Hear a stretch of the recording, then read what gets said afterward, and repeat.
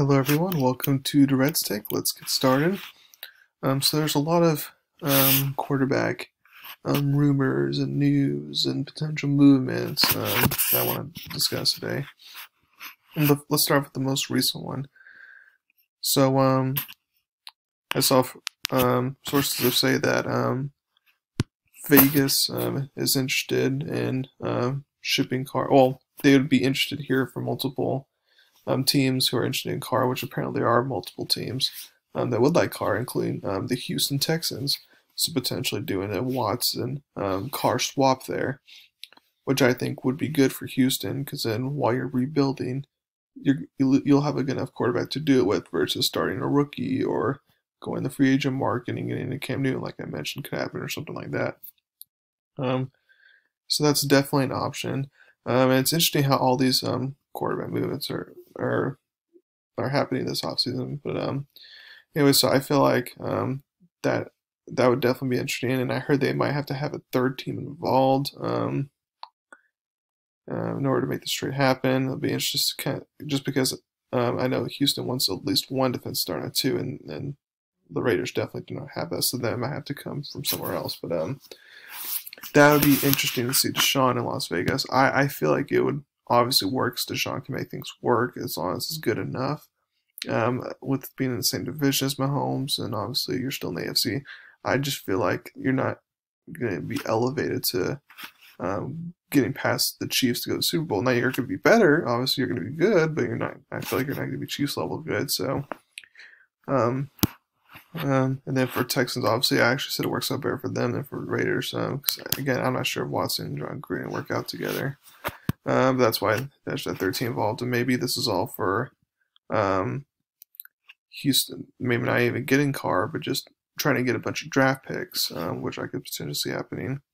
And then maybe sending Carr to like the Colts, for example, which, by the way, I think the Colts or the Washington football team would be my two top choices for him, if this is not just a simple Las Vegas Houston type of trade.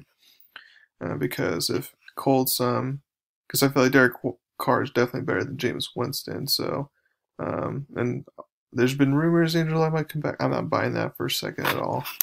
But then obviously you're not going to get Deshaun Watson, who's in your own division, and you're not going to get obviously Matthew Stafford, because you just got to trade. So I feel like Derek Carr would be the best thing you can do, just because, again, you're Super Bowl ready if you can get that right quarterback, and I feel like Derek Carr can provide that. Now, again, I don't think he's going to put you above the Chiefs, but at least he can maybe potentially get you to the AFC Championship game and get you to that next step, like the Bills took that next step from going in the playoffs to okay now in the AFC title game.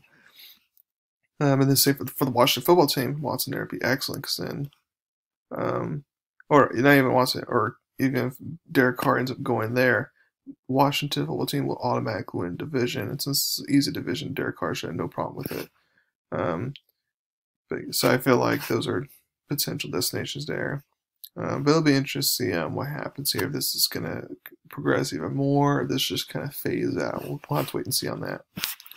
Another interesting report is that the Falcons are not planning on trading Matt Ryan or Julio Jones, but I'm fine with them not trading Matt Ryan, because you definitely, I know they want to say they're not rebuilding per se, they're retooling, because they do have a bunch of the same weapons back, but I feel like you need Matt Ryan there. I feel like you should still draft a new quarterback, by the way, and then have him learn from Matt Ryan for a year or two, and then once that Matt Ryan's bad contract at this point is up, then that's where you can move on. Now, whether the Falcons still take a quarterback with that fourth pick, like it's Justin Fields, a hometown kid, whether they wait till the second or third round and then take a quarterback to develop from there, they can go either route. I'm not sure what they want to do. I feel like they really need to improve defensively. So, I mean, unless they really love Wilson or really love Fields or really love Trey Lance, it's just like I would draft a defensive player for and then get your quarterback second or third round. But it'll be interesting to see what they do from here, because I mean the Saints are still going to be good in my opinion.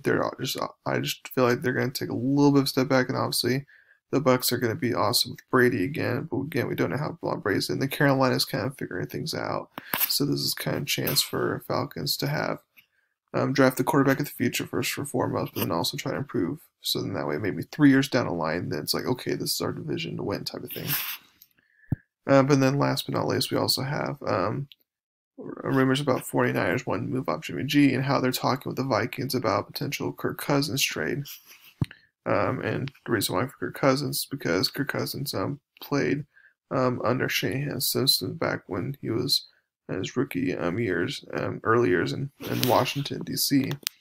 They had somewhat success there. So I also heard that the main reason for Cousins besides the familiarity is also availability, because Kirk Cousins rarely gets injured versus Jimmy G where he gets injured all the time.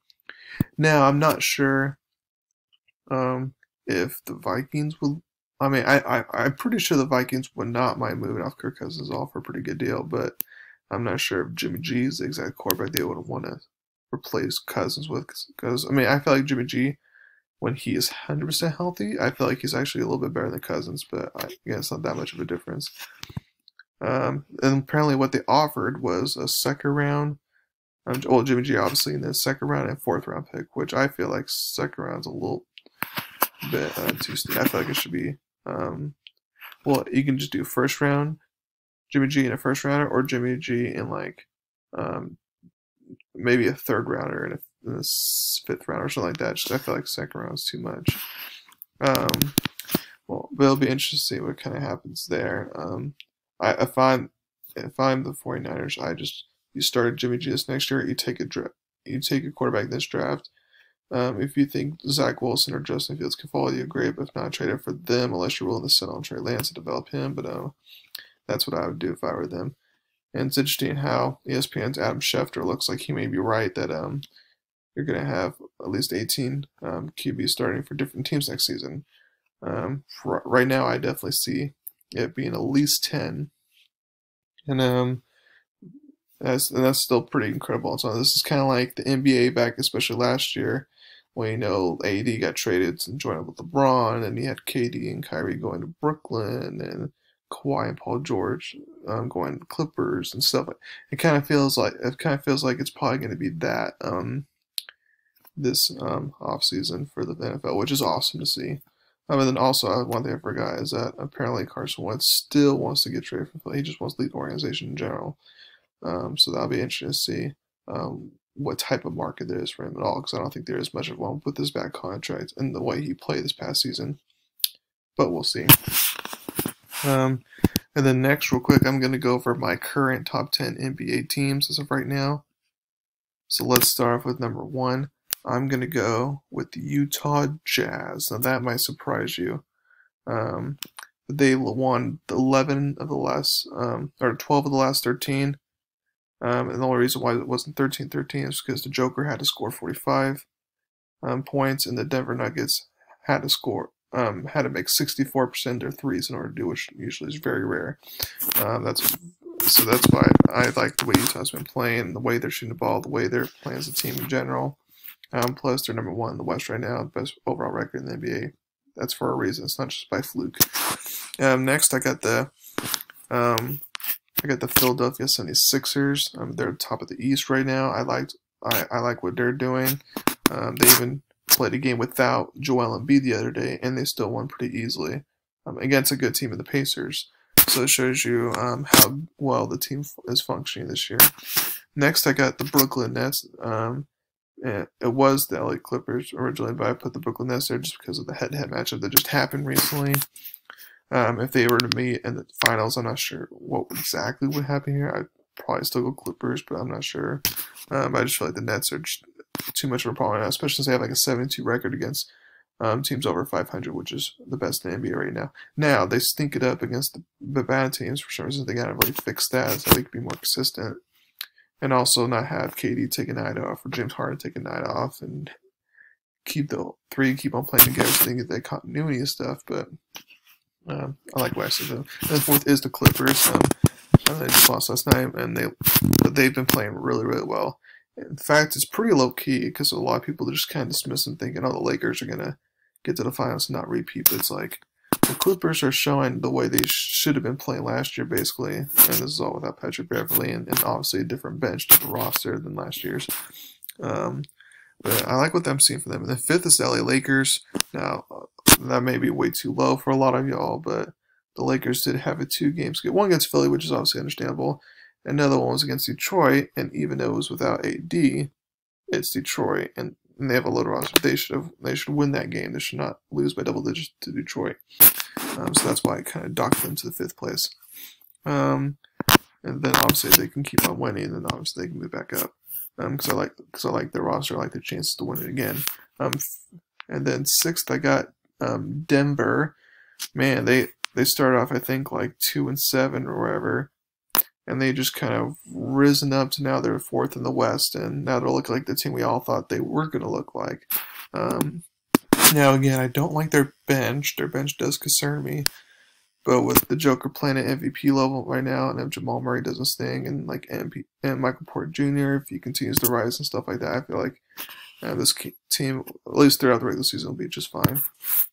Next, I got this one was hard for me, but I'm gonna go ahead and go with Boston, just because I like what I've seen from them now with Jason Tatum back. I know they lost that 1-point game against the Lakers, but it's a game they should have won. And once Kemba Walker, he's definitely not playing 100% right now, but if he can get fully healthy, and then if Marcus Smart can return in 2 weeks and get healthy, and then I like what I see from Boston. Despite not having a lot of bench players, high-level bench players still. 7, I got Milwaukee.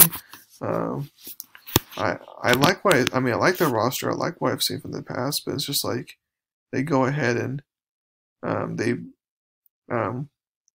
beat a good team one night, like they can beat the Pacers one night, but then they'll lose against the Knicks, or they can